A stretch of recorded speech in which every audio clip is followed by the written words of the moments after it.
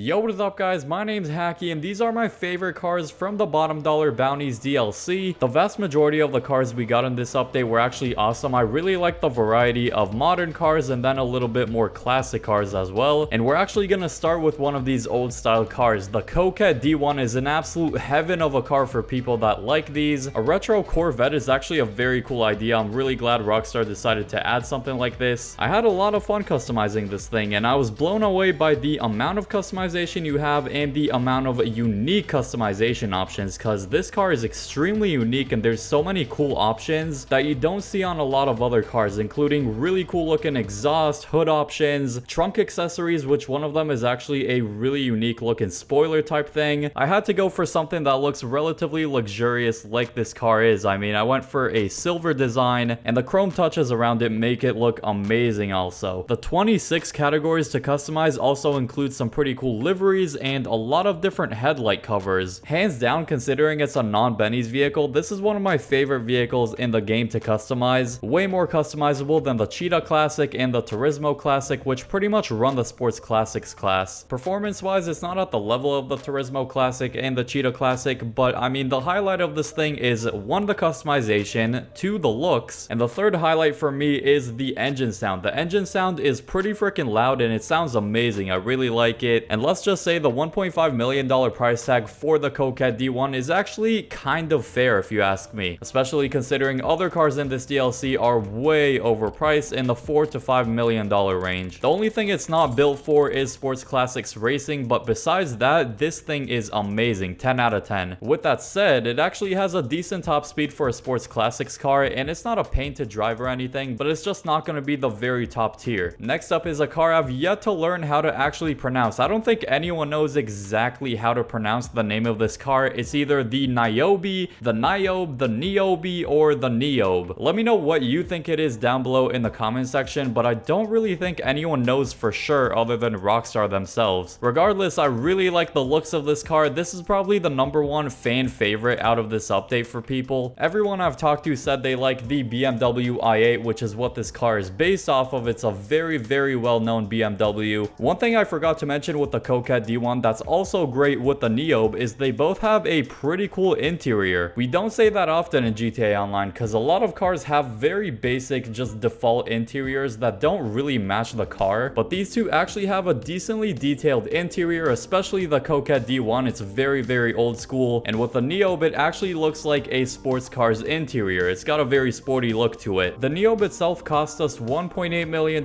which is not that bad of a price, so it's not too bad to actually acquire in the first place, but the issue comes in when you actually want to put HSW upgrades on it, because it is HSW upgradable. For that special enhanced performance upgrade, you're going to be spending an additional $1.8 million, which is really expensive even for an HSW upgrade. That puts it at $3.6 million spent so far, and after all the expensive performance upgrades and customization overall, we're probably going to be spending around $4 million total for a maxed out HSW Neobe. That is really expensive, and so if you want to get the car in the first place, you can. It's not going to be too expensive, but if you want to actually max it out with the most overpowered performance, then it gets really expensive, I have to say. Rockstar really hit it off with the customization of the new cars, because this is a sports car that is one of the most customizable sports cars I've seen in a while. Decent selection of liveries and a lot of different spoiler options, but for me personally, I wouldn't recommend actually putting a spoiler on this car just because the real life versions typically don't have a spoiler, so the most I would go for is probably a ducktail, but not anything too noticeable. This is a very rare case and one of very few cars that actually have a lot of spoiler options, but I wouldn't actually recommend putting a spoiler on it. That's just me though, because I like to have it relatively realistic for such a nice car. Usually I go for the Hakiii drag to complete HSW time trials, but I went ahead and tried it out with an HSW Neobe and I breezed through it with like 10 or 15 seconds left, so it's a pretty freaking good car also for time trials, so it's a great way of making money as well. Great all around car, with the only complaint I see people having for it is the expensive price tag for the full HSW upgraded version. A new luxury car has been added to the game, which is a part of the Paragon family, so after the Paragon R, now we have a newer and more modern version with the Paragon S. Now this is also a Monty Tech upgradable, so it's a very safe car to drive around in free mode, and it looks awesome. I guess you can also say the Kok D1 D1 is some type of luxury vehicle too, but this is a more of a modern luxury vehicle, of course based off of a Bentley. This car has some amazing looking stock wheels. I actually changed them in this gameplay, but the stock wheels of this thing are one of the coolest ones I've ever seen in GTA 5. Good to see Rockstar step up their game in both car interiors and car stock wheels ahead of GTA 6. Also, you can actually color the stock wheels, which is awesome. You can't do that on many cars. All you need to do for it is change to another set of wheels, color those, then change back to the stock wheels, and they should actually have the color you chose for the other set of wheels. On top of the missile lock-on jammer you can put on with the Monty Tech, you can also put armor plating, so it takes several rockets to blow the car up. For a pretty steep price of about $2 million,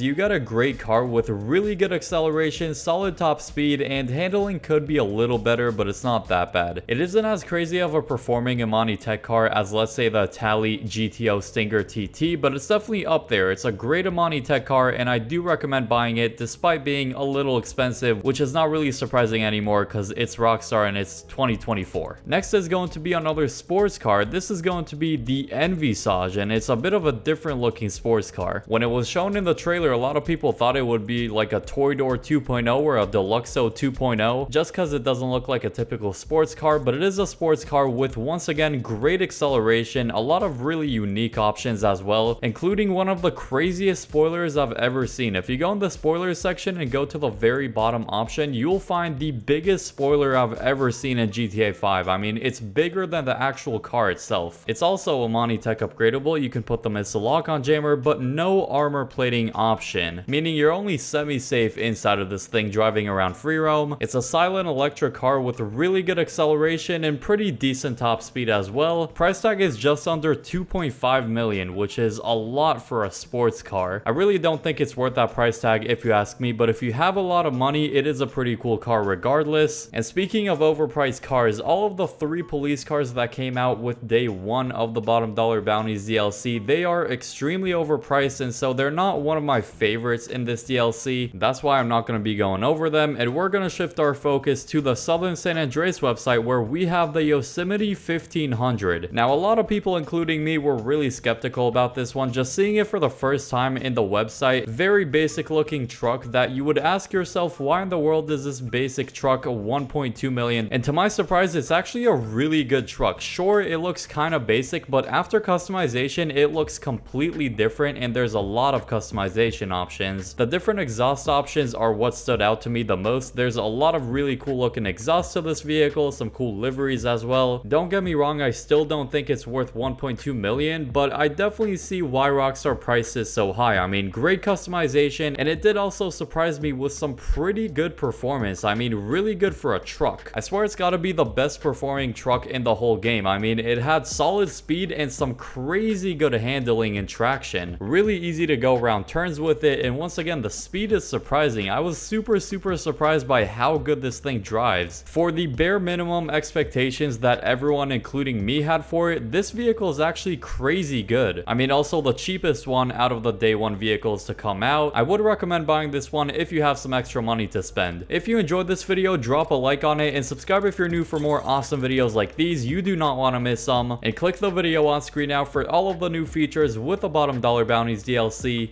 I hope you all enjoy that video, and peace.